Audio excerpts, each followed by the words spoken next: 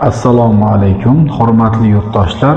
Mamlakatimizda ilk bora Qur'oni Karim ma'nolarining o'zbekcha so'zma-so'z tarjimasi nashrdan chiqdi.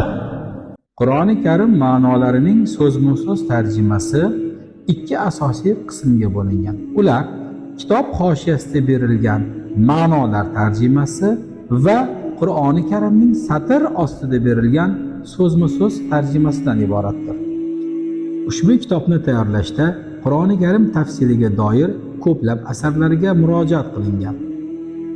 Ushbu kitob dunyoga mashhur Shayx Muhammad Avvoma va o'zbekistonlik ulamo Shayx Abdulaziz Mansur hamda islomshunos olimlar Muhammadxon Jahongirov va Anvar Ahmad ko'rigidan o'tgan. Mazkur kitobdan Qur'oni Karim ma'nolarining o'zbekcha so'zma-so'z tarjimasini o'rganmoqchi bo'lganlar, ilm toliblari, tadqiqotchilar va barcha kitobxonlar foydalanishi mumkin.